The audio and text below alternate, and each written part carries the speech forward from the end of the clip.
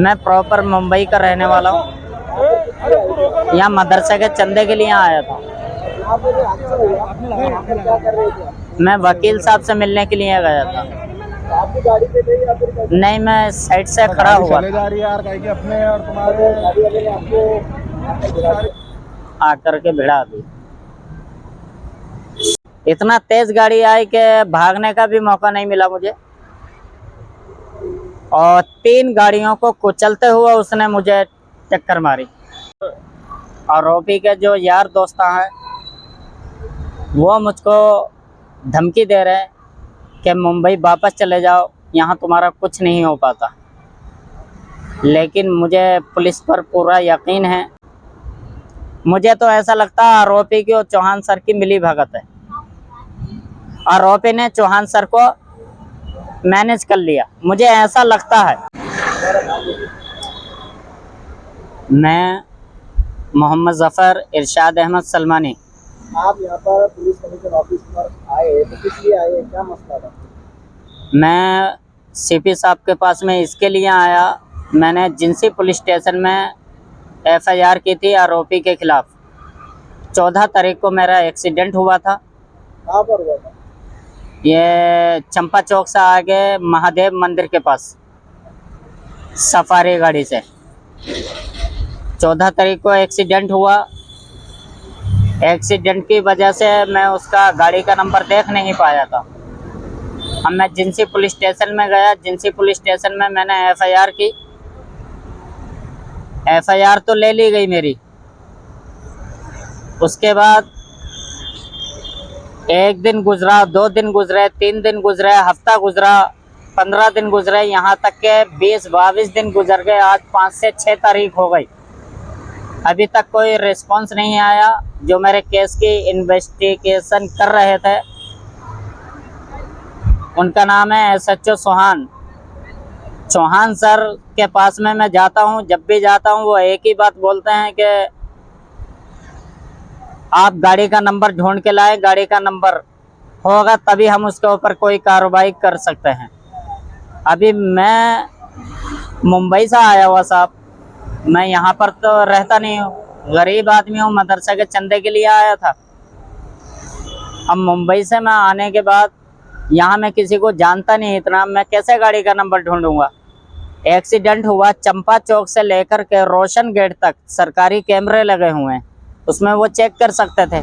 लेकिन वो क्या बोलते हैं कि उसके अंदर भी मुझे दिखाई नहीं दिया नंबर। मैंने चेक किया, नाइट का समय, इसके लिए नंबर मुझे दिखाई नहीं दिया। ये चौहान सर का कहना। आप गाड़ी का नंबर लेकर के आओ, तो मैं पुलिस वाला नहीं हूँ, पुलिस वाले चौहान सर है, उनका काम है गाड़ी का नंबर ढूंढना, आरोपी को ढूंढना, मेरा काम नहीं है। फिर भी मैंने कैसी ना कैसी करके लोगों से पूछा, दौड़ भाग की थोड़ी, तो मुझे जाके बड़ी मुश्किल से उनका नाम, एड्रेस, पता मालूम पड़ा, फ़ोन नंबर का कैसे ना कैसे करके मालूम पड़ा, तो मैंने वो चौहान सर को फॉरवर्ड किया। मतलब आपने खुद से ही इतना पूरा प्रूफ जमा कर आपने चौहान साहब को दिए? मैंने खुद से इतना प्रूफ जमा करके चौहान साहब को दिया। गाड़ी का नंबर मुझे नहीं मिला, फ़ोन नंबर और आरोपी का नाम, उसका एड्रेस मुझे जैसा कि लोगों ने बताया उस तरीके से मैंने चौहान सर को पूरा का पूरा बता दिया। लेकिन उसके बावजूद भी चौहान सर के पास जब भी मैं जाता हूं तो चौहान सर एक ही बात बोलते हैं, कल मैं बुलाता हूं, परसों बुलाता हूं, फिर उनका कॉल नहीं आता, मुझे सामने से कॉल करना पड़ता है। अभी भी मेरे उसमें डायल है, सिर्फ 1 या 2 बार चौहान सर का फ़ोन आया, 2 से 3 बार, उसके अलावा ज़्यादा फ़ोन नहीं आया। आपके एक्सीडेंट में कहाँ मार लगा था? शोल्डर में मार लगा और घुटने में मार लगा। कोई फ्रैक्चर हुआ था या फिर? फ्रैक्चर नहीं हो, गुपत मार हड्डी में लगी है बहुत ज़्यादा, जिसकी वजह से मैं सही से चल नहीं पा रहा हूँ। तो आप पुलिस कमिश्नर ऑफिस आए फिर यहाँ पर? मैं सिर्फ इसके लिए आया हूँ पुलिस कमिश्नर ऑफिस, ताकि मुझे इंसाफ मिल सके और आरोपी पकड़ा जाए, आरोपी की गाड़ी जब्त हो, ताकि वो आगे किसी गरीब के साथ में अगर करे तो ऐसा ना कर सके। आरोपी के जो यार दोस्त हैं वो मुझको धमकी दे रहे हैं कि मुंबई वापस चले जाओ, यहाँ तुम्हारा कुछ नहीं हो पाता। लेकिन मुझे पुलिस पर पूरा यकीन है, कमिश्नर साहब पर, ताकि वो मेरा इंसाफ करेंगे। और वो धमकी देते हैं मुझको कि हमने सब मैनेज कर लिया, अब तुम्हारा कुछ भी यहाँ नहीं हो पाएगा, आप वापस चले जाओ यहाँ से मुंबई।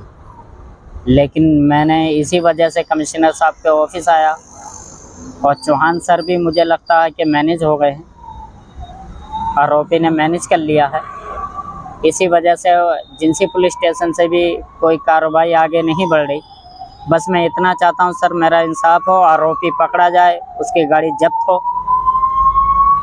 मुझे ऐसा लगता है चौहान सर को, जैसा कि मैंने इतनी जानकारी देने के बाद भी, आरोपी का फ़ोन नंबर कैसे ना कैसे करके दिया मैंने चौहान सर को, आरोपी का नाम दे दिया, उसके बाप का नाम दिया, यहाँ तक कि उसका एड्रेस लोगों ने जिस तरीके से मुझे बताया, औरंगाबाद शाहगंज नशान के पीछे रहता आरोपी, उस तरीके से मैंने चौहान सर को वो भी मैंने बताया।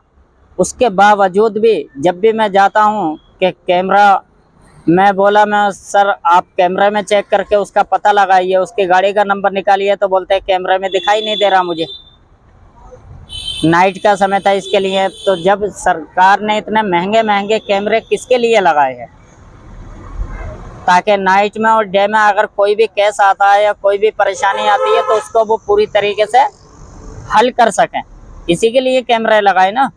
और वो कैमरे में चौहान सर कह रहे हैं कुछ दिखाई नहीं दे रहा, तो फिर ऐसे कैमरे का क्या फ़ायदा। इसीलिए मैं सीपी साहब के पास आया था। मुझे तो ऐसा लगता है कि चौहान सर और आरोपी की बात हो रही है, जैसा कि मैंने फ़ोन नंबर दिया था,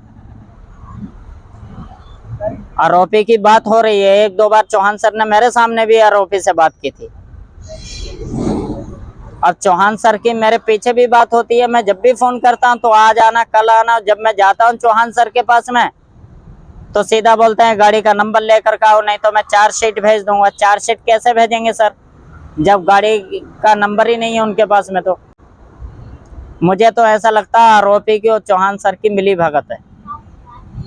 आरोपी ने चौहान सर को मैनेज कर लिया, मुझे ऐसा लगता है, कंफर्म नहीं बोल सकता। लेकिन जब 20-22 दिन हो गए कार्रवाई कुछ नहीं हो रही, तो फिर मैं क्या समझूंगा। मुझे ऐसा लगता है कि आरोपी ने चौहान सर को मैनेज कर लिया। इसी वजह से मैं सीपी सर का ऑफिस आया हूं, ताकि सीपी सर मेरा इंसाफ करें। मैं सीपी साहब के ऑफिस में आया हूं, ये अर्जी दिया मैंने, और एक स्टम्प मार के अपने पास में लिया। और परसों के दिन मुझे उन्होंने बुलाया। अब देखते हैं परसों के दिन क्या इंसाफ करते हैं मेरा। ये आप पुलिस कमिश्नर साहब से क्या कहना चाहेंगे? बस मैं इतना कहना चाहूँगा सर से, कमिश्नर साहब से, ताकि वो मेरा इंसाफ करें, आरोपी को पकड़वाए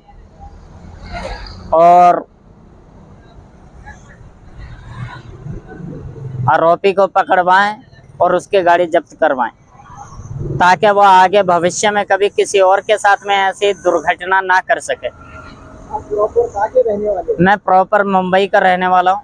यहाँ पर किस लिए आए थे आप? यहाँ मदरसे के चंदे के लिए आया था। यहाँ पर ये हादसा हुआ तो वहाँ पर क्या कर रहे थे आप? मैं वकील साहब से मिलने के लिए गया था।